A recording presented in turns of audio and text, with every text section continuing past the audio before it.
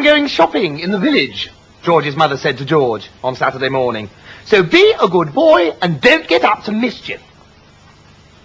Well, this is a silly thing to say to a small boy at any time. It immediately made him wonder what sort of mischief he might get up to. And don't forget to give Grandma her medicine at 11 o'clock, his mother said. Then out she went, closing the back door behind her. Grandma, who was dozing in her chair by the window, opened one wicked little eye and said, "Now you heard your mother, George. Don't forget my medicine." "No, Grandma," said George. "And just try and behave yourself for once while she's away."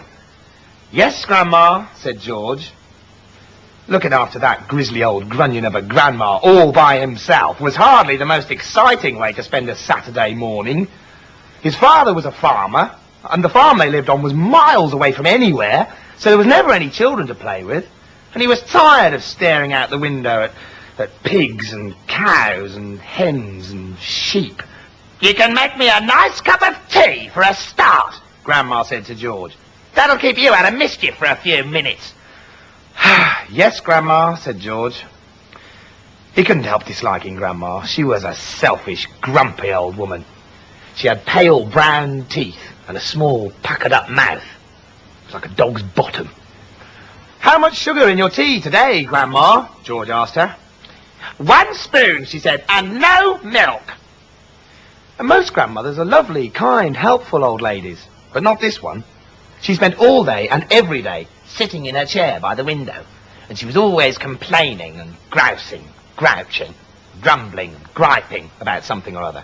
Never once, even on her best days, had she smiled at George and said, "Well, how are you this morning, George?" Or, "Hey, why don't you and me have a game of snakes and ladders?"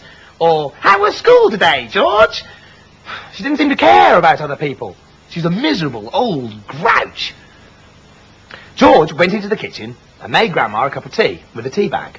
He put 1 spoon of sugar in it and no milk. He stirred the sugar well and carried the cup into the living room.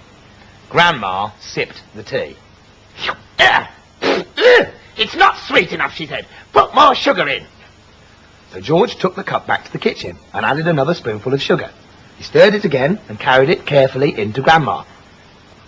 "Where's the saucer?" she said. "I won't have a cup without a saucer." So George fetched her a saucer. "And what about a teaspoon, if you please?"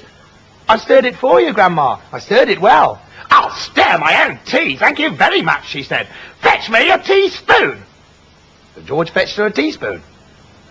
When George's mother or father were at home, Grandma never ordered George about like this. It was only when she had him on her own that she began treating him badly. "You know what's the matter with you?" the old woman said, staring at George over the rim of her teacup with those bright, wicked little eyes. "You're growing too fast. Boys who grow too fast become stupid and lazy." "I can't help it if I'm growing fast, Grandma," George said. "Of course you can," she snapped. "Growing's a nasty, childish habit." "But we have to grow, Grandma. If we didn't grow, we'd never be grown-ups." Grandma snorted. "Rubbish, boy! Rubbish! Look at me! Am I growing? Certainly not." "Ah, but you did once, Grandma." "Only very little," the old woman answered. "I gave up growing when I was extremely small, along with all the other nasty, childish habits, like laziness and disobedience and greed and sloppiness and untidiness and stupidity. You haven't given up any of those things, have you?" "Well, I'm still only a little boy, Grandma." "You're 8 years old," she snorted. "That's old enough to know better.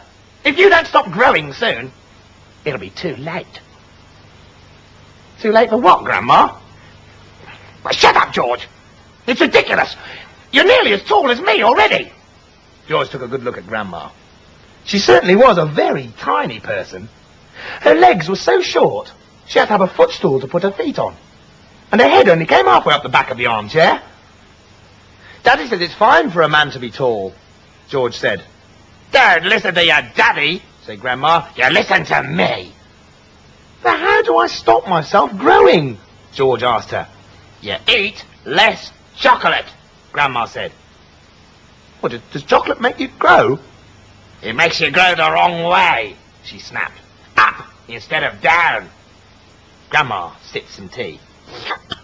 Yeah. But she never took her eyes from the little boy who stood before her.